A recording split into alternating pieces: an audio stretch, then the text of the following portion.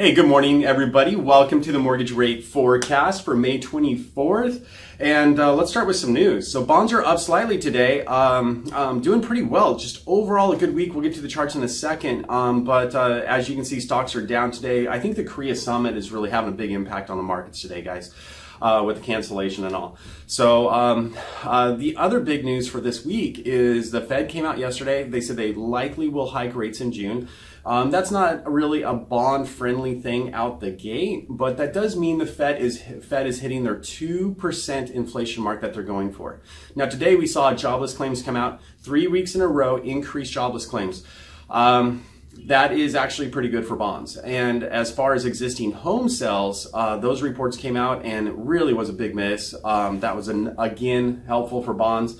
It's just prices are continuing to go up in housing just across the nation, but inventory is becoming more and more sparse. So it's just that, and here in San Diego, we're dealing with that really for quite some time. It's just super competitive out there. It's hard to get an accepted offer. So as far as rates go, MBA reported that the average consumer is getting something closer to about a 4.88 this week. And as you can see, we have been on a little bit of a rise.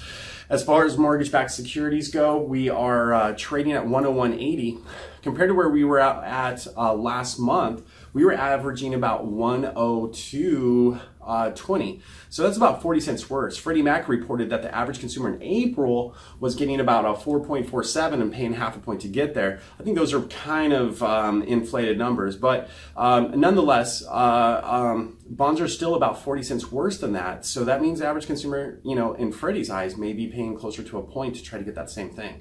So moving on to projections, look at the technicals here. As you can see, a couple weeks ago, mortgage-backed securities just kind of getting hit, bringing with it higher interest rates, higher fees for those rates. And we finally found our footing here in mid-May. And from there, we've actually grown and done pretty well. So this is pretty exciting news. Love to see the bond market do well and bring with it lower interest rates. So where are the projections? Well, analysts came out and right now today, they're cautiously bullish, okay? So they think mortgage-backed securities will improve. But you know what? They're not trusting it. So here's where I think we're going to be at. I think we're going to be at about 102.20 to 101.20. That means we could actually go get better by about 40 cents if the market plays favorable for us.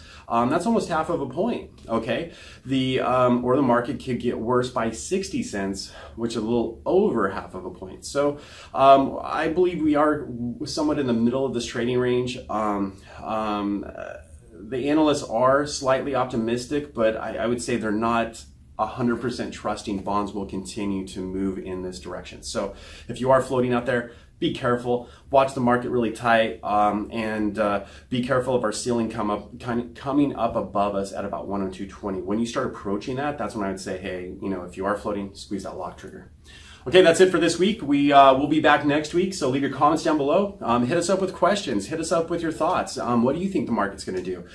Hit that like button, please, before you go. Hit that like. It helps us out. And don't forget to subscribe if it's your first time on the channel. If none of this made sense to you, it's okay. Also, there's at the top right, there's Mortgage Bonds 101, and that'll teach you the basics that you need to know on how this bond market impacts you as a consumer when you're trying to get the best rate. Okay, that's it for this week. We'll see you next week. Bye-bye.